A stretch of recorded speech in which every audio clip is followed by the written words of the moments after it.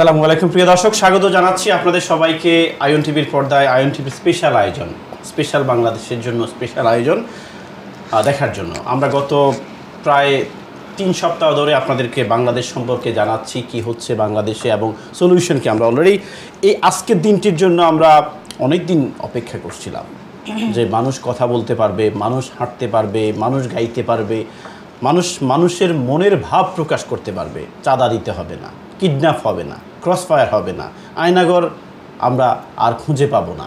এই জিনিসটার জন্য আমরা অনেক দিন লড়াই করছি। হয়তো পলিটিক্যাল পার্টিগুলো পারেনি, ছাত্ররা পেরেছে। তাই আজকে যে অন্তর্বর্তীকালীন সরকার শপথ গ্রহণ করলো, সেই সময়টুকুর জন্য, সেই বাংলাদেশের জন্য, যদিও অনেকে বলেন স্বাধীন বাংলাদেশ, বাট 71 আমরা স্বাধীনতা অর্জন করেছিলাম। দ্য ডেফিনেশন, স্বাধীনতার যে সংজ্ঞা, সেটি যদি আমরা অ্যানালাইসিস করতে যাই, আমরা আদৌ স্বাধীন ছিলাম কি না? যে বাংলাদেশে কথা বললেই আয়নাঘরে নিয়ে যাওয়া হবে, যে বাংলাদেশে কথা বললেই ক্রসফায়ার দেওয়া হবে, যে বাংলাদেশে কথা বললেই কিডন্যাপ করা হবে বা পলিটিক্যাল হ্যারাসমেন্ট করা হবে, এবং সবচেয়ে বড় কথা যেটা আমরা ইউনিভার্সিটিগুলোর ক্ষেত্রে বলতে পারি যে টর্চার সেল, ইউনিভার্সিটি প্রত্যেকটা হলে টর্চার সেল ছিল। সেই বাংলাদেশ আজকে মুক্ত, সেই বাংলাদেশ আজকে স্বাধীন। আমরা এই বাংলাদেশকে এখন সাজাবো, অর্থাৎ আমাদের নতুন বাংলাদেশ তৈরি করব। সেজন্যই আমরা আজকে 17 জনকে দায়িত্ব দেওয়া হয়েছে কিভাবে তারা স্ট্র্যাটেজি তৈরি করবে, প্ল্যান তৈরি করবে, কিভাবে বাংলাদেশের রোডম্যাপ তৈরি করবে। এবং সবচেয়ে বড় কথা, এই 17 জন যারা দায়িত্ব পেয়েছেন, তাদের সবার কথার মধ্যে একটা কথা আমরা পাচ্ছি যে তরুণরাই পারে, ইয়াং জেনারেশন পারে বাংলাদেশকে সামনে নিয়ে যেতে। তারা পারে স্বাধীন বাংলাদেশে সত্যিকারের যে স্বাধীনতার যে স্বাদ, সেটি বাংলাদেশের 18 কোটি মানুষকে দিতে পারে। সেজন্য আজকে আমরা একটু ভিন্ন আঙ্গিকে স্পেশাল আয়োজন। আমাদের এখানে দুজন তরুণ বাংলাদেশি, তরুণ আইনজীবী, এবং যারা বাংলাদেশের এই আন্দোলনের জন্য কাজ করছেন বিলেতে বসে, এবং আমার সামনে যারা স্কাইপিতে জয়েন করছেন, ওনাদেরকে বৃদ্ধ বলা যাবে না, তাহলে রাগ করবেন। ওনারা হচ্ছে এর পরের প্রজন্ম, অর্থাৎ ওনারা সিনিয়র মানুষ, ওনারা প্রফেশনালি কাজ করে যাচ্ছেন, বিজনেসের দিক দিয়ে কাজ করে যাচ্ছেন, বিলেতে বসে বাংলাদেশের সাথে একটি আন্ডারস্ট্যান্ডিং, একটি একটি কমিউনিকেশন তৈরি করার জন্য। আমার সাথে প্রথমেই আমি স্কাইপিতে আমন্ত্রণ জানাচ্ছি British Bangladesh chamber of commerce and ইন্ডাস্ট্রিজের সভাপতি রফিক হায়দার ভাই। রফিক হায়দার সাহেব আমাদের সাথে জয়েন করবেন, এবং লন্ডন বাংলা প্রেস ক্লাবের senior vice president barrister Tareq Chowdhury আপনাদের সাথে আজকে বড়দের ভূমিকা নিয়ে কথা বলবেন। এবং এই নতুন বাংলাদেশ তৈরি করার জন্য শুধুমাত্র ইয়াংরা আপনাদেরকে কী দিল, সাবিটা দিল, এখন সেটাকে সংস্কার করার দায়িত্ব, সেটাকে ঢেলে সাজানোর দায়িত্ব, সেটাকে অ্যাডভান্স করার দায়িত্ব হচ্ছে আমাদের সবার, তরুণ, বৃদ্ধ, শিক্ষক, সবার। তাই আমরা এই দুজনকে আজকে স্কাইপিতে আমন্ত্রণ জানিয়েছি। আমার সাথে আছেন ব্যারিস্টার সৈয়দ তাসবির হাসান, উনি এখানকার একজন আইনজীবী, এখানকার একজন স্টুডেন্ট ছিলেন, এবং এই প্রজন্মের একজন লোক যে বাংলাদেশকে নিয়ে অনেক স্বপ্ন দেখেন, কি বাংলাদেশ তারা চাচ্ছেন, এবং আদৌ তারা যদি বাংলাদেশের এই ইয়াং জেনারেশন যদি বাংলাদেশের দায়িত্ব নিয়ে আমরা কতটুকু অ্যাডভান্স হব। এবং আমার ডানে হচ্ছেন ব্যারিস্টার নিশাত খুশবু। নিশাত খুশবু এই আন্দোলনের জন্য সোশ্যাল মিডিয়াতে অনেক কাজ করছেন, যে ছাত্রদেরকে গুলি করা হচ্ছে কেন, এবং আমরা কথা বলতে চাই, আমরা আমাদের বাংলাদেশকে ভালোবাসতে চাই।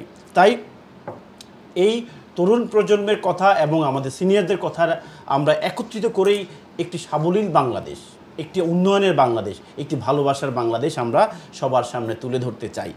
প্রিয় দর্শক, আরেকটি কথা সেটি হচ্ছে যে আমরা অনেকেই প্রশ্ন করেছিলেন আমাকে যে রেমিটেন্স পাঠাবেন কি না। তখন আমার কোয়েশ্চেনটা ছিল, পাঠাবেন কি পাঠাবেন না, that's up to you, but এই রেমিটেন্সের টাকা দিয়েই কিন্তু আমাদের পুলিশ বলুন, র্যাব বলুন, বিজিবি বলুন, বা আদার্স বাহিনীগুলো সাইদদেরকে গুলি করে। এখন সেন্স আপনারা ইউজ করবেন যে রেমিটেন্স পাঠাবেন কি না। এটা ছিল আমার কথা তখনকার সময়। আর এখনকার সময়ের কথা হচ্ছে, যদি বাংলাদেশকে ভালোবাসেন তাহলে রেমিটেন্স পাঠান, কারণ বাংলাদেশ এই মুহূর্তে আপনাদের সাপোর্ট সবচেয়ে বেশি প্রয়োজন। আমি প্রথমেই স্কাইপিতে আমন্ত্রণ জানাচ্ছি আমাদের দুজন অতিথিকে। যদি আমি তারেক চৌধুরী এবং জনাব রফিক হায়দার সাহেব, আমি ওনাদেরকে স্কাইপিতে আনবো। তার আগে যাচ্ছি জনাব সৈয়দ তাসবির হাসান, কেমন আছেন আপনি? জি, আসসালামু আলাইকুম, খুবই ভালো আছি, এবং বিজয় মোবারক আপনাকে এবং সব দর্শকবৃন্দকে। আমার মোবাইলে শুধু আসতেছি ঈদ মোবারক। কেমন বাংলাদেশ চাচ্ছেন? After 5th of August? জি ধন্যবাদ। আই থিঙ্ক শুধু আফটার 5th of August না, একটা বাংলাদেশ তো আমরা সবাই চাচ্ছি আসলে অনেক বছর ধরে। গত 3টি নির্বাচনের সময় আমি এখন বয়স 33, সো আমি 18 বছর হওয়ার পর থেকে আসলে কোনো ইলেকশনে পার্টিসিপেট করার বা ভোট দেওয়ার সুযোগ পাই নাই। সো এমন একটা বাংলাদেশ চাই যেখানে আমার কথার দাম আছে এবং আমি রেসপন্সিবলি আমি রাষ্ট্রর কাছ থেকে আমি কিছু জিনিস এক্সপেক্ট করব, আমি আমার করের পয়সা দিব এবং সেই অনুযায়ী রাষ্ট্র আমাকে কিছু সার্ভিসেস দিবে। এটা তো বেসিক নিডস। আর বেসিক হিউম্যান রাইটস বলতে যা বোঝায়, মানবিক মর্যাদা বলতে যা বোঝায় এবং বৈষম্যহীন একটা সমাজ বলতে যা বোঝায়, আমরা এরকম একটা বাংলাদেশ আই থিঙ্ক আমরা সবাই চাই।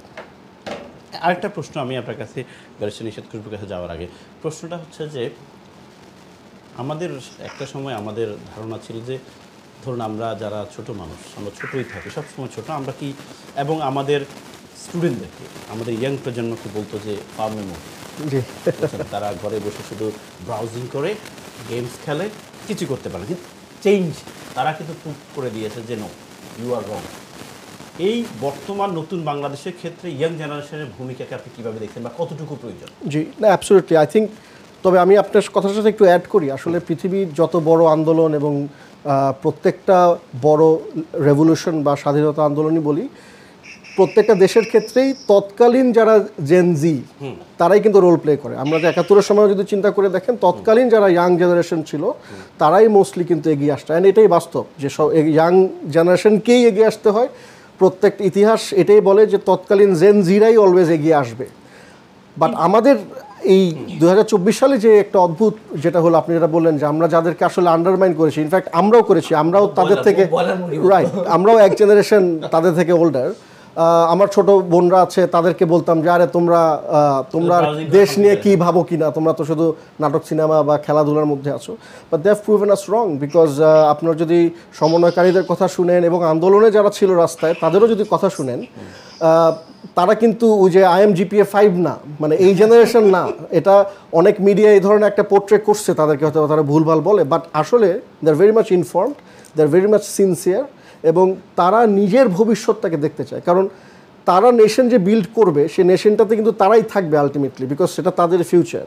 And absolutely proud of them. আমি তো অলওয়েজ বলি যে এরা আমার ভাই, মানে আমার ভাই, আমার বোন। And I own them and I'm a part of them. আমরা happy. Absolutely. Thank you barrister Tasfir. আমি যাচ্ছি ব্যারিস্টার নিশাত খুশবু আপনার কাছে, এই বাংলাদেশ পেয়ে কেমন ফিল করছেন? আসসালামু আলাইকুম এবং ধন্যবাদ আমাকে ইনভাইট করার জন্য। আজকে আমার কাছে মনে হচ্ছে, যেমন আমি আজকে ফেসবুকে একটা পোস্ট দিয়েছিলাম যে 1 সেকেন্ডের জন্য আমার কাছে মনে হচ্ছে আমি বিদেশে থাকতে চাচ্ছি না। আমার কাছে এই বাংলাদেশটা দেখার পরে মনে হচ্ছে, যেমন আমরা সামার ভ্যাকেশনে যাওয়ার আগের দিন কি হয়, আমরা খুব আকুল থাকি যে কখন আমরা আমাদের জব থেকে বা স্কুল থেকে বাসায় ফিরবো, বন্ধু বান্ধবের সাথে আমরা খেলাধুলা করব বা একটা ভ্যাকেশনে যাব। ওই আনন্দটা যেমন একটা ইনোসেন্ট মাইন্ডকে দেয়, আমার কাছে মনে হচ্ছে আজকে এই স্বাধীন দেশটা দেখে, আমি স্বাধীন বলছি বারবার কারণ আমার কাছে মনে হচ্ছে বাক স্বাধীনতাটা আমাদের কাছে অনেক বড় একটা বিষয়।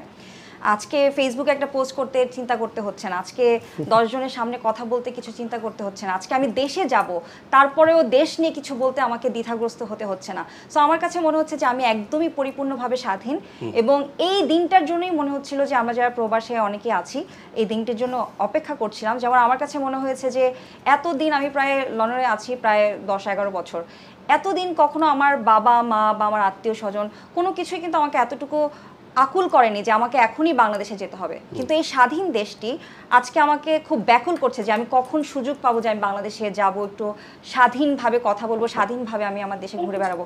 এটা কিন্তু শুধু আমার বেলায় না, আমারও অনেকগুলো ফ্রেন্ডস আছে যারা হয়তো সিভিল সার্ভিসে আছে, বিভিন্ন ভালো ভালো জায়গায় এখানে তাদের মেধার কারণে তারা জায়গা করে নিয়েছে, তারাও কিন্তু একই কথা বলছে যে আমরা বাংলাদেশে যেতে চাই। তারা একটাবারের জন্য চিন্তা করছে না যে এখানে আমার একটা সেটেল লাইফ আছে বা এখানে একটা ভালো ইনকামিং সোর্স আছে বা এখানে একটা সিকিউর লাইফ আছে, তারপর আমরা কেন বাংলাদেশে যেতে চাচ্ছি। তাদের কাছে একবারও এই চিন্তাটা আসছে না, যেমন আমার কাছে আসছে না।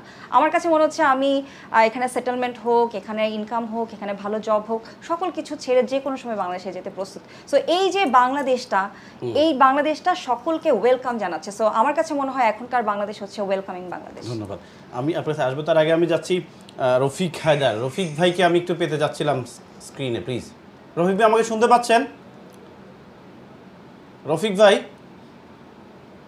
তারেক ভাই, তারেক ভাই আমাকে শুনতে পাচ্ছেন? ব্যারিস্টার তারেক চৌধুরী।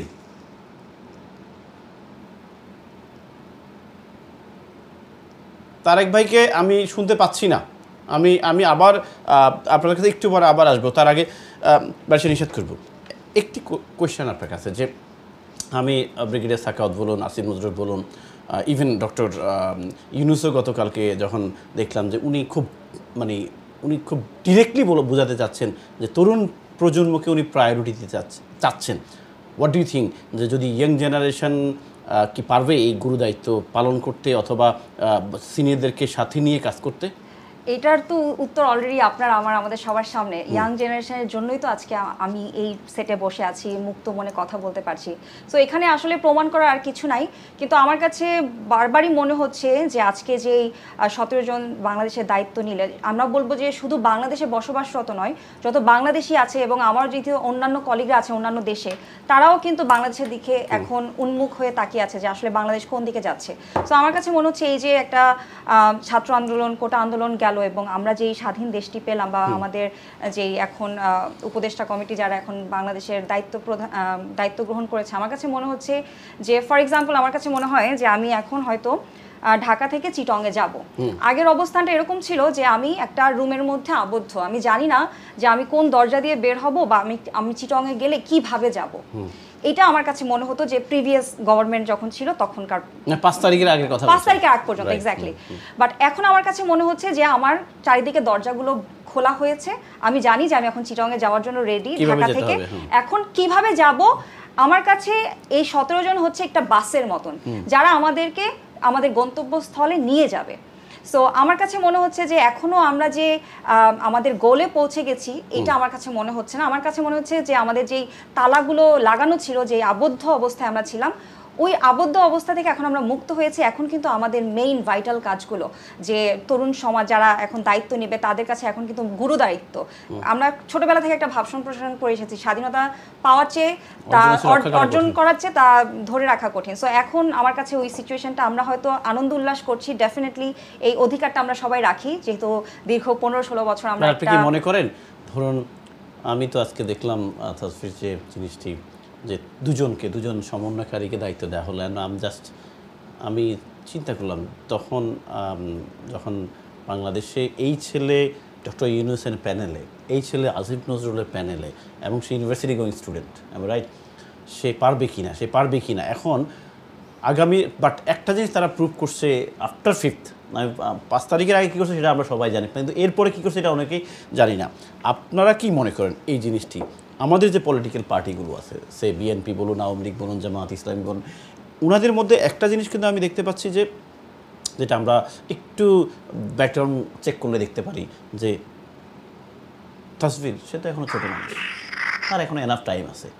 সো এখন আমরা আমির হোসেন আমুকেই মন্ত্রী বানাই, যদিও ওনাকে ধরে নিতে 4 জন লোক দরকার। এই কালচারটা আমাদের মধ্যে এখনও বিদ্যমান। এটাকে কিভাবে রিমুভ করা যায় ফ্রম তাদের ব্রেন থেকে, আমাদের পলিটিশিয়ানদের ব্রেন থেকে? I am not talking about 17 adviser. জি, well let me just shortly এটাকে আনসার করি। হ্যাঁ, প্রথম কথা হচ্ছে, আই থিঙ্ক এখান থেকে প্রত্যেকটা রাজনৈতিক দলেরই শিক্ষা নেওয়া উচিত যে তাদের যে নির্বাহী বা এক্সিকিউটিভ কাউন্সিল আছে সেখানে যাতে এরকম 84 বছর বৃদ্ধ বয়স্ক ডক্টর ইউনূস যেরকম একটা পার্ট, এবং 24 বছর বয়সে একজন শিক্ষার্থী, সেও কিন্তু একটা ইকুয়াল পার্ট।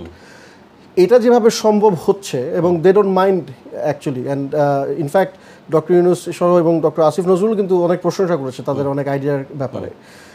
এরকম যেটা সম্ভব ওনারা করে দেখিয়েছে, বড় রাজনৈতিক দলগুলোরও এই ফর্মুলাটা অ্যাপ্লাই করা উচিত। তাদের যে স্থায়ী কমিটি, প্রেসিডিয়াম মেম্বার বা নির্বাহী, আপনি যে টার্মেই ডাকেন, তাদের একটা group of people should also be there, যেখানে ইয়াং পিপলরা রিপ্রেজেন্ট করবে, এবং সেম টেবিলে। এমন না যে আচ্ছা ছোটদের জন্য একটা কাউন্সিল করতেছি, ওইটা ফিল্টার আউট হয়ে আমরা দেন বড়রা ডিসিশন দেবে, এরকম না। একই টেবিলে লেটস ডিসকাস। এইটা একটা বড় বাস্তবতা। কেন আমি একটা ছোট্ট এক্সাম্পল দিয়ে বলি। স্বৈরাচার শেখ হাসিনা সরকারের পতনের সর্বোচ্চ এবং সর্বপ্রথম যে রিজনটা ছিল, উনি প্রেস কনফারেন্সে একটা কথা বলছিল এবং খুবই ডিরোগেটরি কথা বলেছিল, যে কথাটা তখন আমাদের ছাত্র জনতা এটাকে মাইন্ড করে তারা ওই স্লোগানটাই তারা স্যাটায়ার করে দিয়েছিল। এখন সরকার সেই স্যাটায়ারটা বুঝে নেয়, মানে ইয়াং জেনারেশনের যে স্যাটায়ার বা সার্কাজম, এটা ওনারা বুঝে নেয়। এই যে না বুঝা, এই না বুঝতে পারার কারণে একটা স্বৈরাচার যাকে মনে করা হয়েছিল কখনোই সে পড়বে না, কিন্তু সে পড়ে গেছে। তার মানে কি? মানে আপনি তরুণ সমাজের কথা যদি না বুঝতে পারেন, আন্ডারস্টিমেট করা যাবে, হ্যাঁ, তাহলে অফকোর্স ইউ ক্যানট রান। আর টু অ্যাড আরেকটা জিনিস, আমরা আজকে দেখেছি 17 জন ফর্মালি শপথ নিয়েছে, কিন্তু দায়িত্ব নিতে হবে কিন্তু 17 কোটি মানুষকেই আলটিমেটলি। কারণ এই দেশটা আমরা স্লোগান দিয়েছি গত 2 সপ্তাহ যে দেশটা কারো বাপের না, এই দেশটায় 17 জনের, দেশটা আমার আপনার সবার, রাইট? আমাদের কিন্তু কোনো কালেকটিভ ন্যাশনাল প্রাইড বলে কিছু ছিল না এর আগে, 5 তারিখের আগে। একটা ছিল বাংলাদেশ ক্রিকেট, তাও অত প্রাউড আমরা ছিলাম না, অত প্রাউড ছিলাম না, বাট কিছু নাই দেখে আমরা সাপোর্ট করতে হইতো, হাঁটতো, কানতাম, আবার সাপোর্ট করতাম। বাট এই আন্দোলন বা গণ অভ্যুত্থান has made a collective national pride.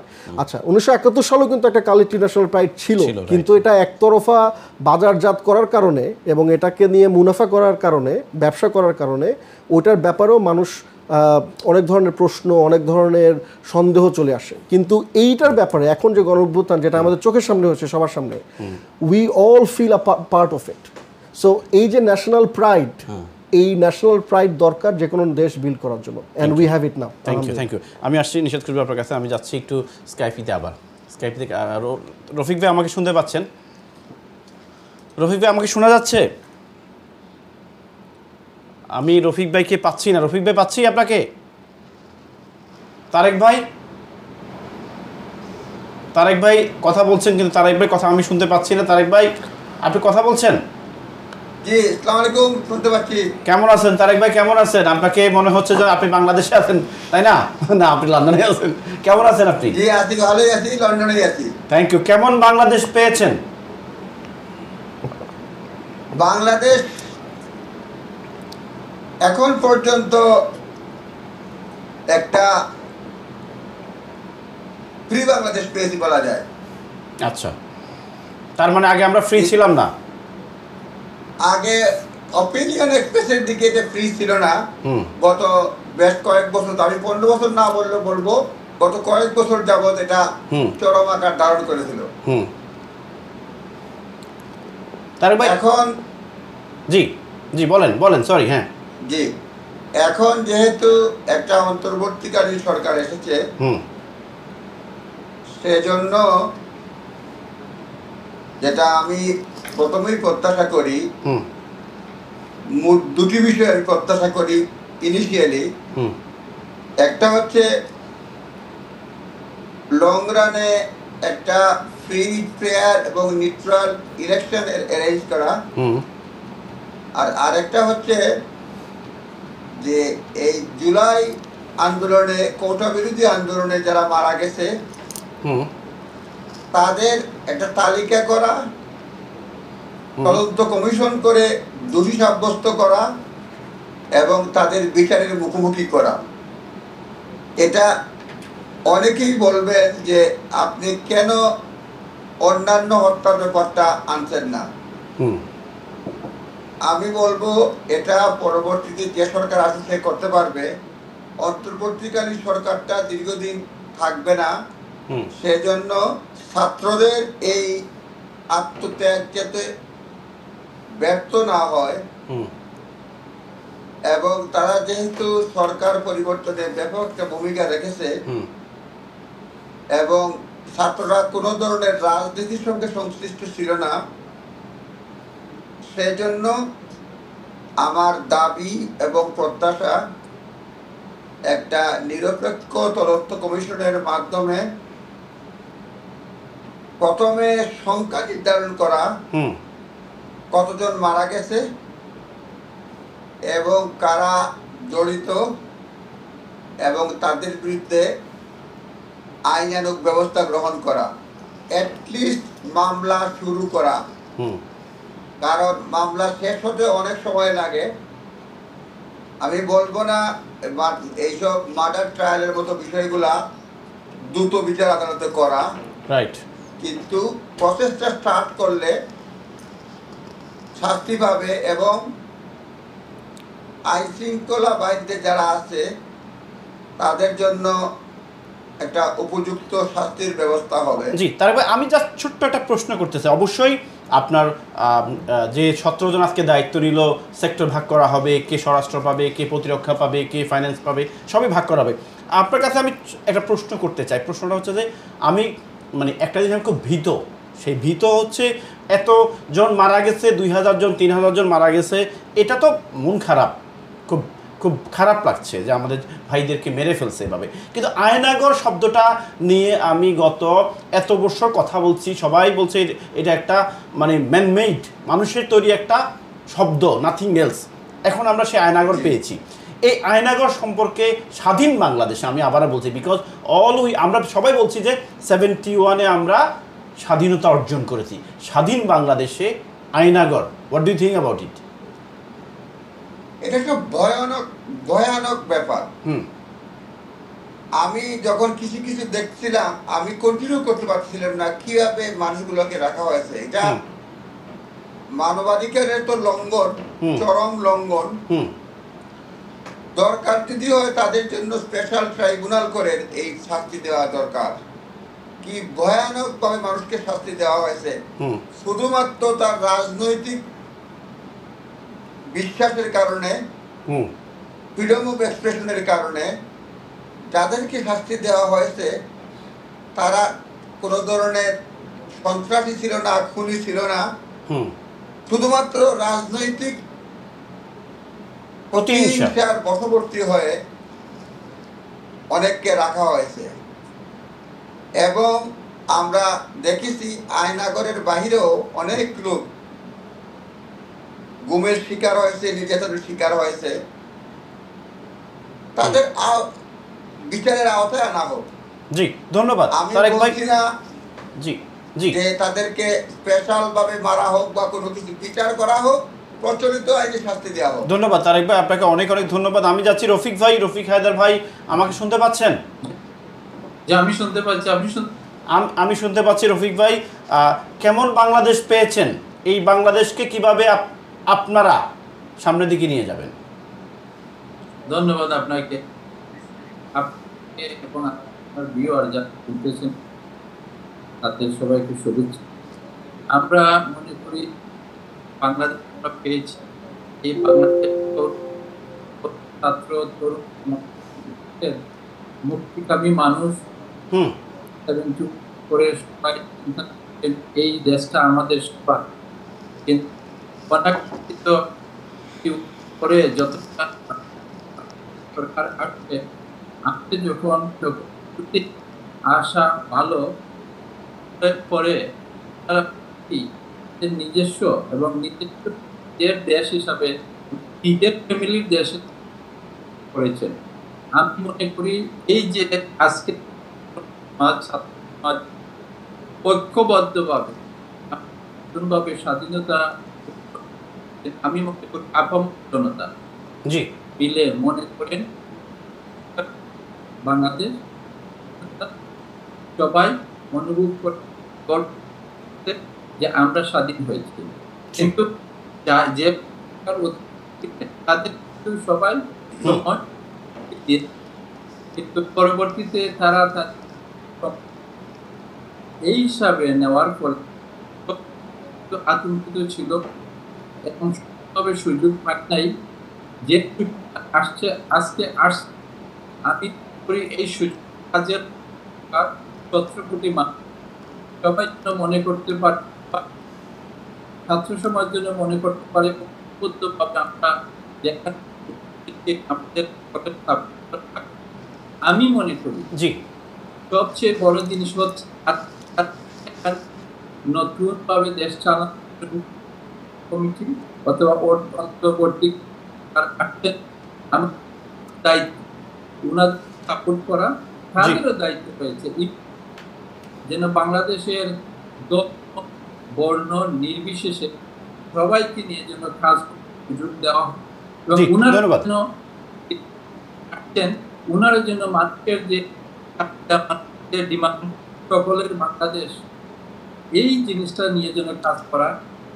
জি, ধন্যবাদ রফিক ভাই। ওনার জন্য আপনাকে ধন্যবাদ রফিক ভাই। আপনার আপনি ওয়াইফাই কানেকশন আছেন কিনা আমি জানি না, আপনার ভয়েসটা খুব ব্রেকডাউন হচ্ছে। তো আমি কলারের কাছে যাবো ইন্টারমিডিয়ে, আপনি একটু আপনার কানেকশনটা আবার চেক করে নেবেন, ওয়াইফাই কানেকশনটা। যাচ্ছি কলারের কাছে। কলার, আসসালামু আলাইকুম। হ্যালো, আসসালামু আলাইকুম ভাই, শফিকুল আলম কুরাইশ। ফারুক ভাই, আমি বলতাম চাই জি বলেন। যে বাংলাদেশের ছাত্র হতের জয়জ, মানে আমরা অনেক ইউনাইটেড নেশন, আমাদের ইউনাইটেড ইউএন অ্যাম্বাসেডার আছে বাংলাদেশের, এইদের শুরুতে আমরা জানতাম চাই গত 27 বছর আমরা বাংলা দেখা দেখি কে পৌঁছেছে, এবং হোয়াইট হাউসে আমরা বাংলাদেশ সম্বন্ধে মাত্রে। ধন্যবাদ। আপনি কি বলছেন, কি বুঝাচ্ছেন? আপনি আজকের বিষয় হচ্ছে নতুন বাংলাদেশ। তো বাংলাদেশকে কিভাবে সাজাবো এই বিষয়ে কথা বলবো। আমরা অতীত ভুলে গেছি, এটা আমরা মনে আনতে চাই না। অতীত আনলে আমাদের কষ্ট বাড়ে। পরবর্তী কলার, আসসালামু আলাইকুম। আসসালামু আলাইকুম। ওয়ালাইকুম আসসালাম। জি ভাই, প্রথমে কংগ্রাচুলেশন, ধন্যবাদ এবং অভিনন্দন, অভিবাদন নতুন গভর্নমেন্টকে।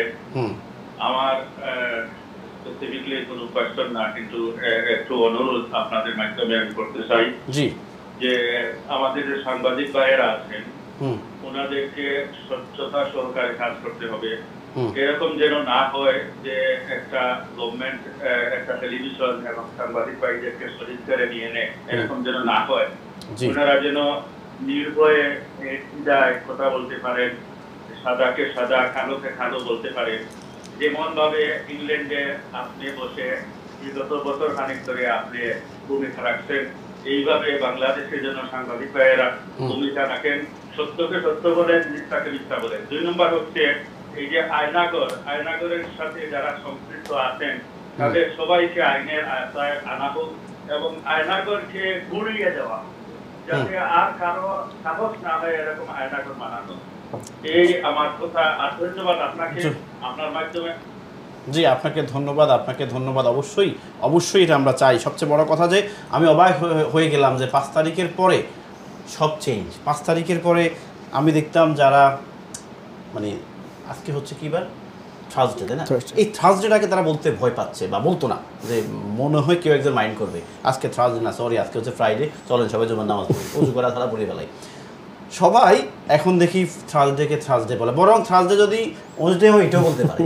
এবং আমি আমাদের ডিপ্লোম্যাটিক জোনগুলো বলি, আমাদের ডিপ্লোম্যাটিক সেকেন্ডের মধ্যে চেঞ্জ, অথচ 15 বছর হাইকমিশন থেকে যাওয়া সম্ভব হয়নি। আমি ওপেনলি বললাম, এবং উনি যদি শুনেন, আমাদের হাইকমিশনার যারা কাজ করেন তারা যদি শুনেন, প্লিজ, আপনারা তো হচ্ছেন বাংলাদেশের অ্যাসেট, আমাদের গার্ডিয়ান। তো ওখানে শুধু বিএনপি যেতে পারবে, বিএনপি সরকারের আমলে আওয়ামী লীগ যেতে পারবে না। আপনি আওয়ামী লীগের বা বিএনপির, আমি একটু স্পেসিফিক আমাকে প্রুভ করতে হবে যে যদি ওনাকে বলা হয় 3 জন লোক আছে, ওখানে চায়ের একটা অনুষ্ঠান হবে, চায়ের কাপটা উদ্বোধন করবে, ওখানে চলে আসবে, বা সরকার দল হইতে হবে। এবং জনগণ যদি লাখো লোক সমাগম হয়, মারা যাচ্ছে, অস্থিরতায় আছে, না সেখানে যাওয়া যাবে না, বিকজ উনি সরকার অ্যান্টি, উনি সরকার দলের। এখন দেখি আবার সেকেন্ডের মধ্যে চেঞ্জ, মানে 1 সেকেন্ড, অর্থাৎ মানে পোলট্রিটা এমনভাবে নিল, মানে টাইমও নেই। পরবর্তী কল, আসসালামু আলাইকুম। আসসালামু আলাইকুম। ওয়ালাইকুম আসসালাম। ফারুক ভাই কেমন আছেন? আলহামদুলিল্লাহ ভাই, আপনি কেমন আছেন? আপনার সাথে কথা হয়েছিল গত সানডে রাত্রে। জি। আমি বলেছিলাম যে শেখ হাসিনা কি করেছিলেন যে 15 তারিখে শাপলা চত্বরে নিয়ে আপনারা যারা শাপলা চত্বরের ক্যাপ্টা মানে আম্মাটাকে বিদায় করে দিয়েছিলেন। আর এখন কি করেন দেখা যাক ছাত্রদের ছাত্রদের সাথে। মনে আছে আপনার? মনে আছে, মনে আছে। আচ্ছা, আজকে শুনে আজকে আমার কিছু তোরা আমাকে 2 মিনিট দিবেন। 1 মিনিট ভাই, 1 মিনিট, কারণ ওনারা কথা বলবো, আর 2 জন বলেন। ঠিক আছে ভাই, 1 মিনিট শুরু বলেন। আজকে আপনাকে বলতে হবে জাতীয়বাদীরা কিভাবে যায়, জাতীয়বাদী জিএম কাদের এবং জাতীয়বাদী সমর্থিত মনোনীত আর আওয়ামী লীগের সমর্থিত প্রার্থী যেগুলো শূন্য, এই 2টা কিভাবে যায় আপনি?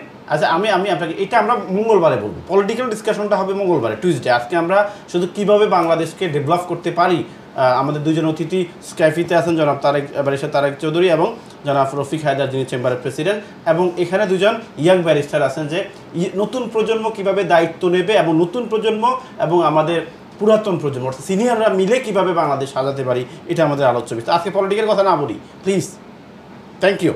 যাচ্ছি পরবর্তী কলে। সালামু আলাইকুম। কলা, আসসালামু আলাইকুম। ওয়ালাইকুম আসসালাম। জি, আপনার প্রশ্ন বা মন্তব্য আজকের বিষয় নিয়ে। জি, আমার নাম নন্দিতা। জি, আমি একজন উদ্যোক্তা এবং যারা গেস্ট দুজন আছে তারা তো তরুণ ব্যারিস্টার জি, এবং তারা দেশ নিয়ে ভালো ভালো কথা বলছে। তো আমার কোশ্চেন তাদের কাছে, তাদের কি চিন্তা আমাদের যে ই কমার্স এর সমস্যা যে একদম ধ্বংসের মুখে চলে গেল গত কয়েকদিনের পলিটিক্যাল আনরেস্টে, তো নতুন যে অন্তর্বর্তীকালীন সরকারটা আসছে তারা কিভাবে আমাদেরকে হেল্প করতে পারে এবং তাদের পদক্ষেপ কি হওয়া উচিত এই ই কমার্স বিজনেসের জন্য, তাই না? জি, থ্যাংক ইউ, তাদের জন্য কি হওয়া উচিত? থ্যাংক ইউ, আপনাকে ধন্যবাদ। ওনারা দুজনই অ্যান্সার করবেন। যাচ্ছি পরবর্তী কলে। কলা, আসসালামু আলাইকুম। সালামু আলাইকুম।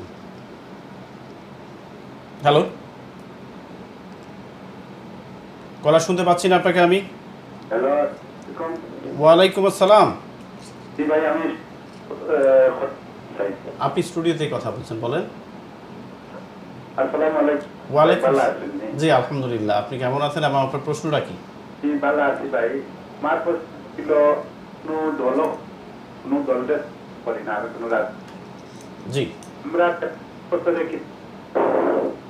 আমি আপনার কথাটা খুব, আপনার মনে হয় আপনি হয় লাউড স্পিকার অথবা ভেঙে আসছে কথাটা, আপনি আবার করুন, ট্রাই করুন আবার জয়েন করার জন্য, বা দূরে গিয়া। পরবর্তী কল। আসসালামু আলাইকুম। সালামু আলাইকুম। ওয়ালাইকুম আসসালাম। কেমন আছেন দাদু ভাই? আলহামদুলিল্লাহ। সবাই ভালো আছেন? জি, ঈদ মুবারক। ঈদ মুবারক। নতুন বাংলাদেশের বল। শুভেচ্ছা। এই আমার একটি মত হলো, আমি চাচ্ছি এখন বাংলাদেশে আপনার জামাতে ইসলামকে নিয়ে আসুক। কারণ হচ্ছে যেমন ধরেন পৃথিবীতে যতগুলা গৃহীত আপনার প্রশাসনের পরিচালকরা সবাই কিন্তু মৌলবীকে লিডারশিপকে গৃহীত করে। আমি একটা উদাহরণ তুলে দিব, যেমন ধরেন আফগানিস্তানের তালেবানের কথা মনে আমাদের ব্রেনওয়াশ কিভাবে হবে।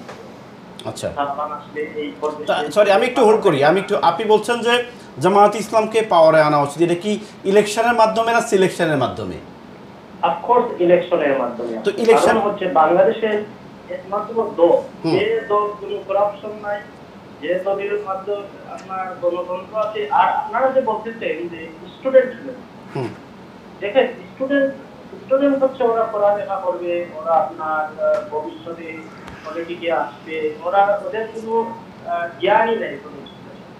আচ্ছা, আপনি স্টুডেন্টদের, তার মানে স্টুডেন্টদেরকে নেতৃত্ব দিতে আপনি চাচ্ছেন না, এটাই তো? হ্যাঁ, অবশ্যই। কারণ হচ্ছে ওরা কোয়ালিফাই হয়ে আসবে। কখন, মানে এই কোয়ালিফিকেশনটা কি 50 প্লাস, 60 প্লাস, 40 প্লাস কখন?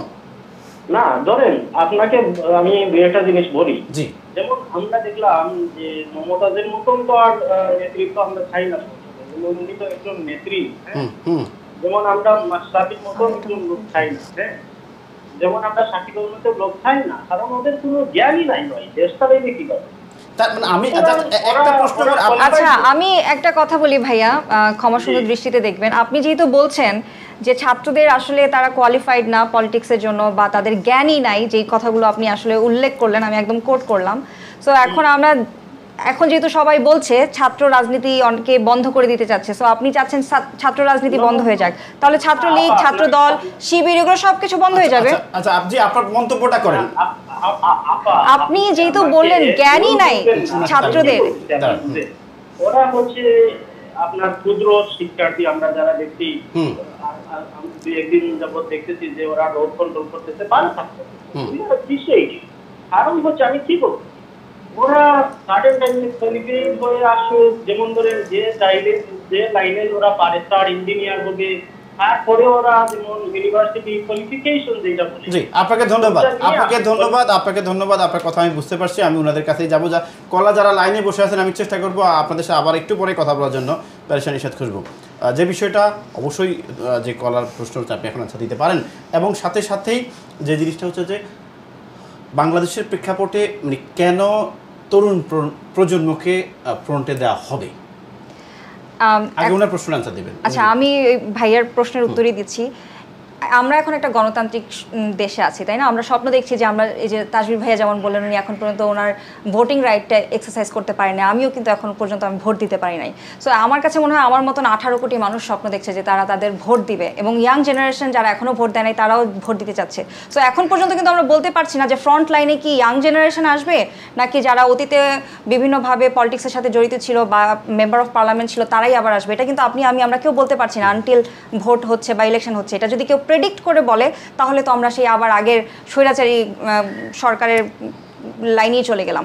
আর আমার কাছে মনে হয় এখানে কিন্তু স্কুল থেকে মাত্র মেট্রিক পাস করতেছে, ইন্টার পাস করতেছে এরকম স্টুডেন্ট হয়তো আসবে না, তাদের গার্ডিয়ানও হয়তো দিবে না, তাদের হয়তো বয়সও হয় নাই যে তারা ইলেকশনে দাঁড়াবে বা মেম্বার অফ পার্লামেন্ট হবে। হয়তো একটা মিনিমাম এজ বা একটা সার্টেন লেভেলে এসেই তারা ইলেকশন পর্যন্ত আসবে। এখন আমার এক কথাটা বলি, আমি যখন আর কি অফসেটে বলছিলাম যে আমি কেন ইলেকশনটা আগে চাচ্ছি না, তার পিছনে কিন্তু কারণ একটাই, এই আমরা কিন্তু সব ঘুরে ফিরে একটা জায়গায় আসছি। নমিনেশনটা কোথা থেকে আসবে? নমিনেশনটা যাবে বিভিন্ন দল থেকে যারা পার্টিসিপেট করবে ইলেকশনে, রাইট? সো যখন একটা দল নমিনেশন দিবে তখন এটা তাদের উপর দায়িত্ব যে তারা কাকে নমিনেশন দিচ্ছে। তারা কি একটা 18 বছর ছেলেকে দিচ্ছে, নাকি একটা 30 বছরের যুবককে দিচ্ছে, নাকি একজন 55 বছর বয়সী কোনো ভদ্রলোককে দিচ্ছে? সো এটা তো দলের উপরে, সো দলকেও কাজ করতে হবে। এখন তো আমরা একটা সুন্দর সময় পাচ্ছি, এখন ইন্টারিম গভর্নমেন্ট আছে, তারা এখন পলিসি মেকিংয়ে কাজ করছে, তারা আমাদের জন্য দেশটা প্রস্তুত করছে। এখন আমার কাছে মনে হয় যে কোনো পলিটিক্যাল পার্টি সমাবেশ বাদ দিয়ে বা বিভিন্ন রকমের সব কিছু তে যারা ফোকাস করছে, এটা ফোকাস না করে আমার কাছে মনে হয় তাদের দেশের উন্নয়নে কাজ করে দেশবাসীকে দেখিয়ে দেওয়া উচিত যে আসলে কে কে কাজ করছে।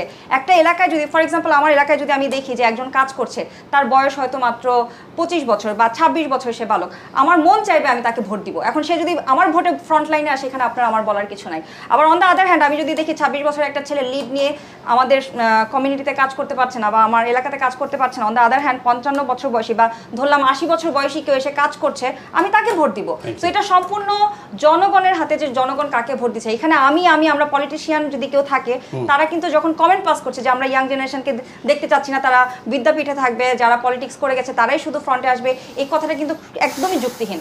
আর উনি যে বললো যে রাস্তা পরিষ্কার করছে, তারপর বিভিন্ন সমাজমূলক কাজ করছে, যুগে যুগে ছাত্ররা করে গেছে তাদের যেই সমাজমূলক কাজ, কল্যাণমূলক কাজ, এগুলো করে গেছে এবং এই কাজগুলো করেই কিন্তু তারা সবার মন জয় করে নিয়েছে এবং তারা তাদের একটা স্থান জয় করে নিয়েছে। আজকে কেন মানুষজন বলছে যে আমরা বিএনপি চাই না, আওয়ামী লীগ চাই না, আমরা জামাত শিবির চাই না, কেন বলছে? কারণ আমরা তো মাঠে তাদেরকে কখনো দেখি নাই, তাদেরকে আমি শুধু টেলিভিশনেই দেখেছি।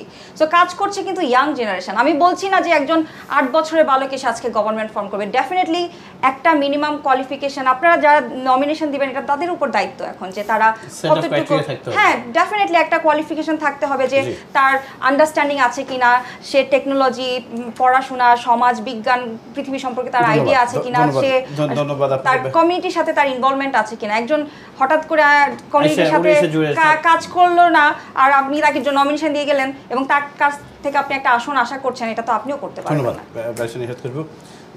তাজবীর হাসান, আপনার কাছে যে বিষয়টা উনার কথা ধরে আমি আবার ওনাদের কাছে যাবো, যে উনি বলছেন যে আমি বলবো মানে ধরেন একটা ইয়াং স্টুডেন্ট মাস্টার্স কমপ্লিট করলো, করে সে নমিনেশন চাইবে, তাকে দিবে, নাকি যেই লোকটা আপনার কুমিল্লাতে গত 10 বছর ধরে কাজ করে যাচ্ছে, যতটুকুই করুক, উনি কিন্তু আপনার এলাকার ধরুন সে নায়েবে আমির, আপনার এলাকার বিএনপি প্রেসিডেন্ট বা আওয়ামী লীগের প্রেসিডেন্ট, উনাকে না দিয়ে হয় আপনাকে দিবে, আপনি তো মাত্র মাস্টার্স কমপ্লিট করছেন। জি ধন্যবাদ। আমি আপুর সাথে লাস্টের জায়গায় একটু দ্বিমত করবো, ওটাকে একটু বলে নিই, তারপর আপনার প্রশ্নটা দিই। দ্বিমতটা কোথায়? এই গণ অভ্যুত্থান যেটা হয়েছে, এটা কিন্তু গণ অভ্যুত্থানই হয়েছে। এটা শুধু ছাত্রদের আন্দোলন বললে এটা আন্দোলনটাকে ছোট করে দেখা হবে।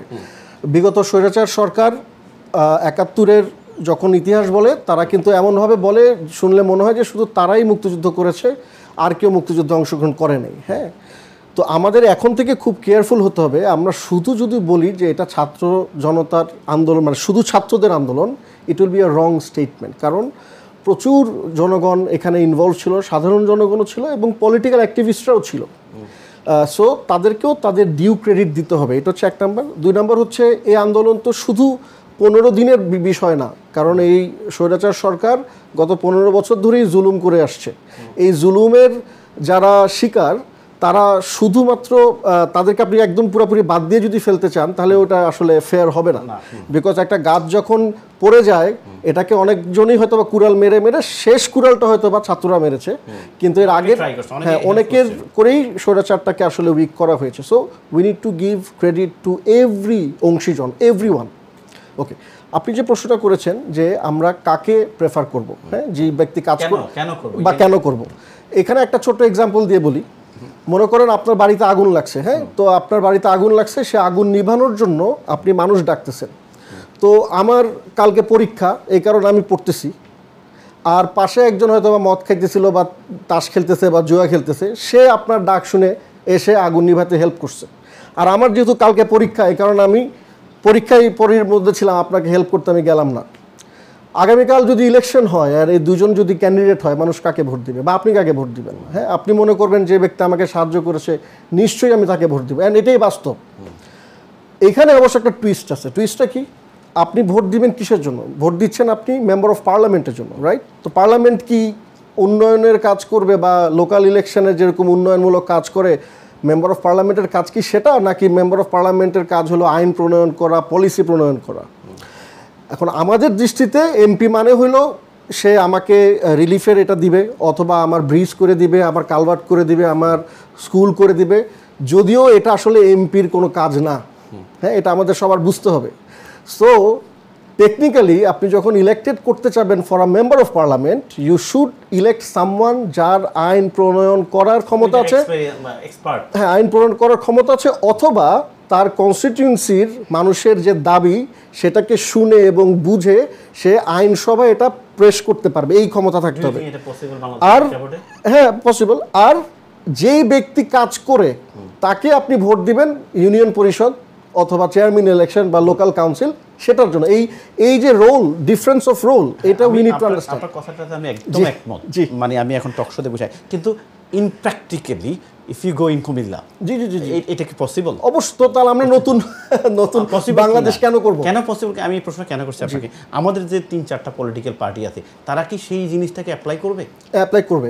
কেন করবে বা করতে হবে, এন্ড করতে যাতে হয় সেইটাই, সেই ফর্মুলাটাই আমাদেরকে বের করতে হবে। অর এলস আপনি নতুন বাংলাদেশ তো আর হইল না। আপনি যদি আগে যেই বোতলে জুস খাইতেন, এখন বোতল চেঞ্জ করে আপনি কাপে জুস খাইতেছেন, তো আপনি তো জুসই খাইতেছেন আলটিমেটলি। সো আপনার আগের যেই স্থানীয় সরকার যে স্ট্রাকচার এবং জাতীয় সরকার যে স্ট্রাকচার, এই স্ট্রাকচারে ক্ষমতার যদি আপনি ব্যালেন্স না করেন তাহলে একজন এমপি যদি সর্বেসর্বা হয় ওই সিটের জন্য বা ওই উপজেলার জন্য, সেক্ষেত্রে আসলে আমরা নতুন বাংলাদেশের দিকে যেতে পারবো না। এবং I think we are going to make this amendment. Just I'll take 30 seconds. আমাদের কলার আপু একটা প্রশ্ন করেছে ই কমার্সের ব্যাপারে, আইল জাস্ট ট্রাই টু আনসার আপুকে। আই থিঙ্ক কারেন্ট যে রেজিম এখন 17 জন দায়িত্ব নিয়েছে, তারা স্পেশালি ই কমার্সের উপরে অনেক ধ্যান দিবে। দুইটা কারণে আমি এই কথাটা মনে করি। প্রথম কথা হচ্ছে, এই প্যানেলের মধ্যে আপনি যদি দেখেন অনেকজনই আসলে উদ্যোক্তা। ডক্টর ইউনূস নিজেই একজন উদ্যোক্তা, এবং পজিটিভ কথা এসেই বলেছেন উদ্যোক্তাদের ব্যাপারে। ইয়েস, উনি নিজেই উদ্যোক্তা এবং উনি উদ্যোক্তা প্রডিউস করেন অ্যাকচুয়ালি এখন যে অবস্থা ওনার। এবং আরও যে কয়েকজন দায়িত্ব নিয়েছেন, এর মধ্যে মহিলা উদ্যোক্তা আছে 3 জন, রাইট? সো আমার আপু যিনি কলার ফোন করেছেন, ওনার মতোই আরও 3 জন এই প্যানেলেই আছে। So obviously they will basically understand that. আর আরেকটা কারণ, ই কমার্স ফ্লারিশ করার জন্য যেটা দরকার হয় সেটা হচ্ছে একটা অ্যাকাউন্টেবল গভর্নমেন্ট। বিকজ আপনি যেহেতু ভার্চুয়ালি পারচেস করতেছেন জিনিসপত্র, আমরা জানি যে কয়েকটা ই কমার্স সাইট অনেক টাকা দুর্নীতি করেছে বা টাকা পয়সা নিয়ে আর জিনিস দিত না, অ্যান্ড অল দোজ থিংস। ওগুলো হতোই কারণ because there is no accountability. এখন এই গভর্নমেন্ট যদি একটা অ্যাকাউন্টেবল গভর্নমেন্ট ফর্ম করতে পারে, তাহলে ই কমার্সের মতো যেই সাইট বা সেক্টরগুলো আছে, I think they are going to flourish a lot. ধন্যবাদ। আমি যাচ্ছি ব্যারিস্টার তারেক চৌধুরী। তারেক ভাই, আমাকে শুনতে পাচ্ছেন? জি, শুনতে পাচ্ছি। তারেক ভাই, দুটো জিনিস আমি আপনার কাছে, আপনার আনাঘরের কথা, আমি জাস্ট মানে আউট অফ দ্য টেবিল, যেটা নিয়ে আমি আরেকটা কথা বলবো। আমাদের মিশনগুলো, আমি সেটা আমাদের ইনস্টিটিউটগুলো এইভাবে রূপ বদলায় কেন? আপনি তো একজন সাংবাদিক, ফরগেট আপনি লয়ার, আমি পরে আসবো। আপনি যেহেতু প্রেস ক্লাবের সিনিয়র ভাইস প্রেসিডেন্ট, আপনি আমাদের যে সেটা বাংলাদেশ হাইকমিশন লন্ডন বলুন, ইতালিয়ান হাইকমিশন বলুন, বাংলাদেশ বিমান, তারা মানে যখন এটা, আমার খুব কষ্টটা কোথায়, রফিক ভাই বাংলাদেশি, আপনি বাংলাদেশি, আমিও বাংলাদেশি, কিন্তু গত 15 বছর শুধুমাত্র একটা পার্টির জন্য হাইকমিশন, এবং যদি আগামীকালকে বিএনপি আছে, বিএনপির জন্য শুধু হাইকমিশন। কেন? এটা দুই জিনিস। একটা যদি আপনি ডিপ্লোম্যাটিক্যালি দেখেন, তাহলে তাদের দায়িত্ব হচ্ছে সরকারের যে অ্যাসাইনমেন্ট দেবে সেই অ্যাসাইনমেন্ট অনুযায়ী কাজ করা এবং পলিসি এখানে বাস্তবায়ন করা। এটা একটা দিক। আরেকটা দিক হচ্ছে আমরা অনেকেই প্রমোশনের আশায় আমরা অনেক কিছু বাড়তি করে ফেলি। এখন যেটা হচ্ছে, ধরুন 3 দিন আগে আওয়ামী লীগ সরকার ক্ষমতা হারিয়েছে, সুতরাং এটা তার দায়িত্বের মধ্যেই পড়ে। সে এখন আর আওয়ামী লীগ সরকারের যে পলিসি বা নীতি সেগুলি ফলো করবে না, এখন বর্তমান সরকারের পলিসি সে ফলো করবে। আমি বলি, ধরুন কালকে ইউনূস সরকার বলল যে এটা হবে, যে কালকে থেকে সবাইকে ভোটার কার্ড করতে দেওয়া হবে, এটা ফলো করবে, এটা আমি অ্যাগ্রি। কিন্তু আপনি আমার চেয়ে ভালো বুঝেন, ভালো জানেন, আপনি ডিফে ছিলেন, আমি অত ডিফে যাই না। আমার প্রশ্নটা হচ্ছে, আমি অনেককে দেখছি তারা যদি সরকার ধরেন অপোজিশন পার্টি হয়, তাদের পাসপোর্ট বলুন, তাদের এনি বার্থ সার্টিফিকেট বলুন, তাদের এনি হেল্প বলুন, হবে না, বিভিন্ন প্রকার হেনস্থা।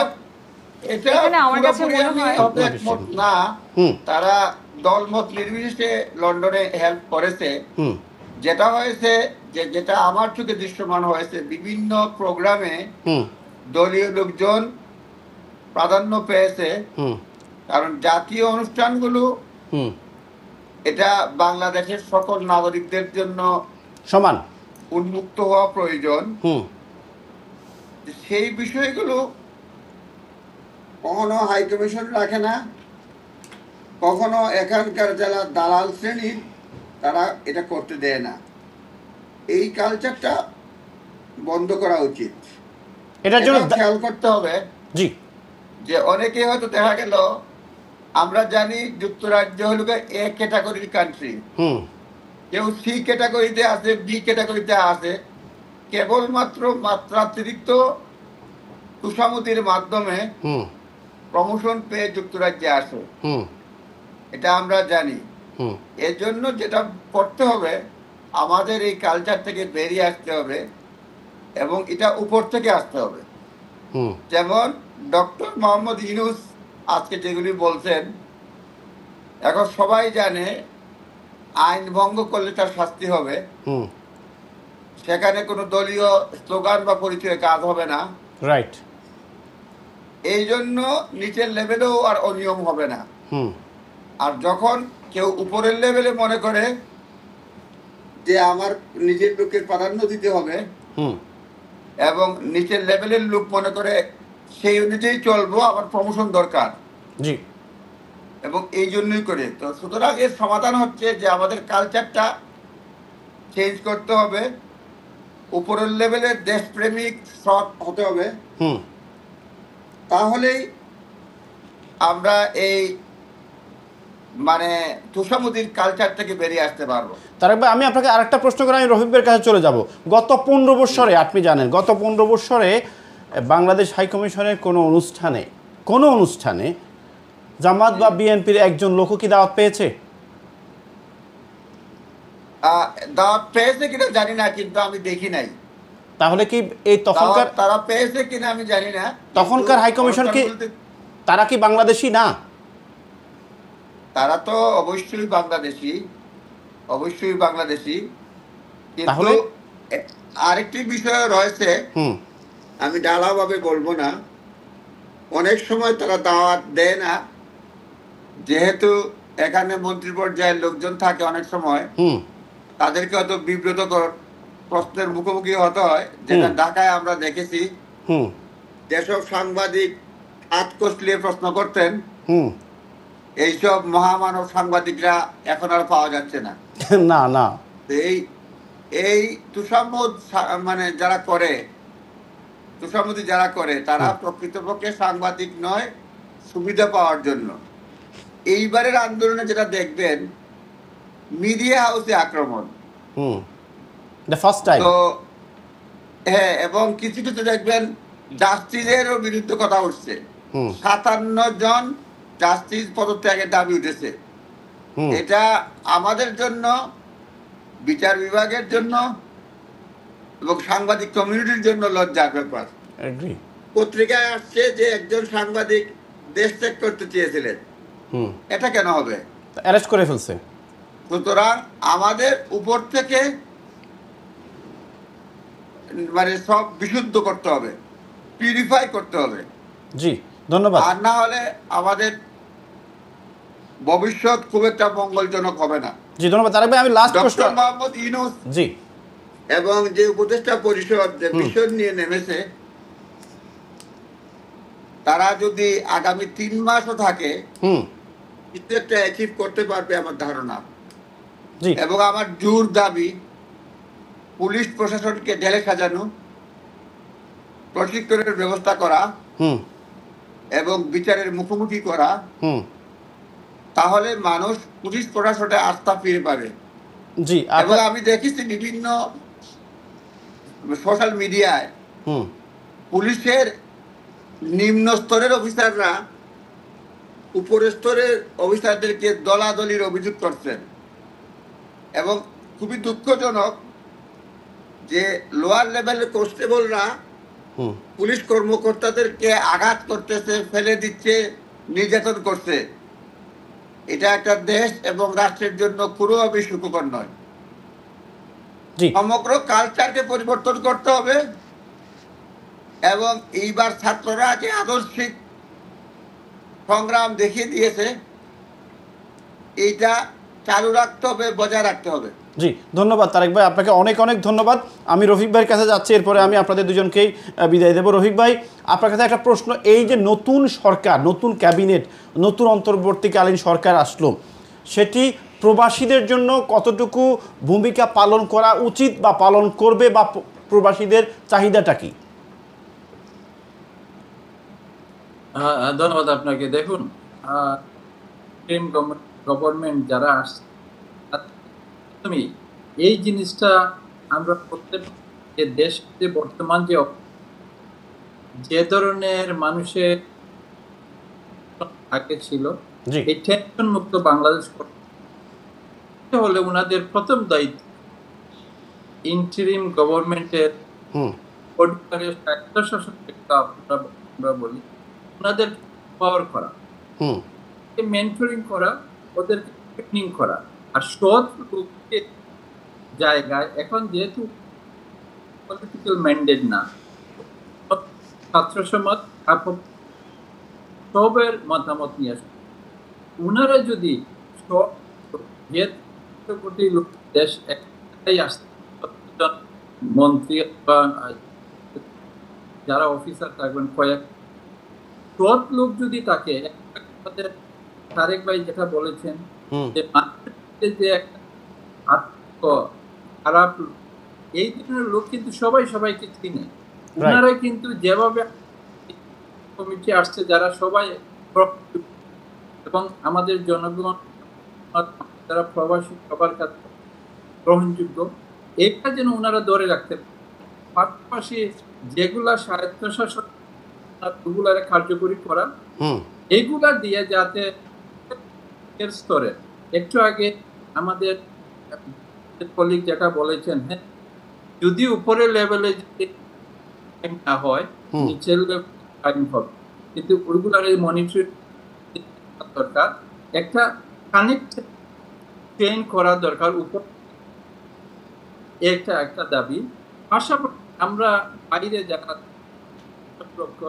মতো, কিন্তু একটা জিনিস আপনার লক্ষ লোক যখন হয় ওরা সবাই ব্যতীত, সবাই দুঃখ পায়। দেশ যখন আক্রান্ত হয় এর সবাই আছে, প্রত্যেকের তাদের। সুতরাং আজকে যারা অন্তর্বর্তীকালীন সরকার, ওনারা যেন এই যে রেমিটেন্স, ওনারা বলুক না কেন, আপনার রেমিটেন্স না গেলে কিন্তু কেউ চালাতে পারবে না। এটা মাথায় রাখতে হবে। পাশাপাশি যারা ওদের সম্মান, পাশাপাশি দেশের রেমিটেন্স অথবা ব্যবসা দেওয়ার জন্য যতটুকু কাজ করার যেহেতু ওনার টেকনোলজি বুঝেন, বর্তমান সব কিছু নলেজ আছে, ওনারা অন্য কোন জাতি দেশ ডেভেলপ, অন্য কোন ক্ষেত্রে যে প্রবলেম শুরু হয়েছে 24 আওয়ার আপনি আপনার অনুষ্ঠান দিয়ে বেদনা সব সামনে নিয়ে আসছেন। এভাবে এই গভর্নমেন্টের যারা থাকবেন তারা যারা আমরা এনআরবি সবাইকে সম্মান দিতে, পাশাপাশি দেশে যদি যোগ্য লোক বাইরে থাকে তাকে দেশ ডেভেলপমেন্টের জন্য হাতে লাগাতে হবে। আর এই রেমিটেন্স যারা হেল্প করতেছে বেশি করবে বলে আমি ধারণা করি, যদি সৎ লোক যোগ্য লোক বাংলাদেশ চালায়। ধন্যবাদ। ধন্যবাদ। আমি তারেক ভাই এবং রফিক ভাই আপনাদের দুজনকে ধন্যবাদ, বাট 1 মিনিট করে নতুন বাংলাদেশের কাছে প্রত্যাশা আপনারা কি চান? তারেক ভাই প্রথম, 1 মিনিটে। ধন্যবাদ। আমি ফেয়ার এবং ফ্রি ইলেকশন করার জন্য যা যা করা দরকার এই সরকার যেন করে, সকল দলের অংশগ্রহণের মাধ্যমে, ইনক্লুডিং আওয়ামী লীগ। এবং আরেকটা প্রত্যাশা যে আওয়ামী সরকার খারাপ করেছে এর অর্থ এই নয় যে মুক্তিযুদ্ধের ইতিহাসকে আমরা অবমাননা করব। মুক্তিযুদ্ধের ইতিহাস সমুন্নত থাকবে। আর যারা ছাত্র হত্যায় জড়িত ছিল তাদেরকে ইমিডিয়েট বিচারের আওতায় আনা, ইনক্লুডিং পুলিশ এবং রাজনৈতিক দুর্বৃত্ত, ছাত্রলীগ সহ অন্যান্য যারা জড়িত ছিল। জি ধন্যবাদ। এবং সরকারের উপর মানে পতনের পর যারা জ্বালাও পোড়াও করেছে তাদেরকেও বিচারের আওতায় আনা। জি আপনাকে ধন্যবাদ তারেক ভাই, আপনাকে অনেক অনেক ধন্যবাদ। আমি যে রফিক ভাই আপনার লাস্ট কমেন্টস কি? রফিক ভাই লাস্ট কমেন্টস। ধন্যবাদ। আমি এই গভর্নমেন্ট, এই ইন্টারিম গভর্নমেন্ট দুর্নীতিমুক্ত ততদিন ওনারা থাকে এবং এই যে ফ্রিডম অফ স্পিচ আমাদের অতীতে 100% হবে, কারণ বর্তমান গ্লোবালাইজেশন যুগে এই ফ্রিডম অফ স্বাধীনতা সমানভাবে সুযোগ দেওয়া, দুর্নীতিমুক্ত বাংলাদেশ থাকতে পারে। আমি ওনাদেরকে এইভাবে বলতে চাই, কতদিন চান নেন দুর্নীতিমুক্ত সমাজের একটা মডেল করে আপনার যখন তখনই, কিন্তু পাশাপাশি এই মুহূর্তে আপনার দয়া সৎ লোক, যোগ্য লোক তাদেরকে জন্য আপনারা। জি আপনাকে ধন্যবাদ রফিক ভাই, যদিও আজকে আপনাকে অনেক অনেক ধন্যবাদ। তারেক ভাই আপনাকে অনেক ধন্যবাদ আমাদেরকে সময় দেওয়ার জন্য। ডেফিনেটলি আমরা আবার আমাদের প্রবাসীদের কথা বলবো যে বর্তমান ক্যাবিনেটের কাছে আমাদের চাহিদাটাকে, what we want from them, আমরা আপনাদের দুজনের সাথে কথা বলবো। তার আগে একটু ব্রেকে, জি ধন্যবাদ, তার আগে একটু ব্রেকে যাবো। প্রিয় দর্শক, আমরা কথা বলছিলাম আমাদের লন্ডন বাংলা প্রেস ক্লাবের সিনিয়র সহসভাপতি ব্যারিস্টার তারেক চৌধুরী এবং চেম্বার অফ কমার্স অ্যান্ড ইন্ডাস্ট্রিজের যিনি সভাপতি জনাব রফিক হায়দার, উনার সাথে। এবং আমরা এখানে দুজন নতুন প্রজন্মের দুজন যারা বাংলাদেশকে ভালোবাসেন, বাংলাদেশের জন্য কাজ করতে চান এবং কাজ করছেন, তাদের সাথে কথা বলছি। এবং আপনারা যারা লাইনে বসে আছেন আপনাদের সাথেও আমরা আরও কথা বলবো। ছোট্ট একটি বিজ্ঞাপন বিরতির পর আমাদের সাথেই থাকুন প্লিজ।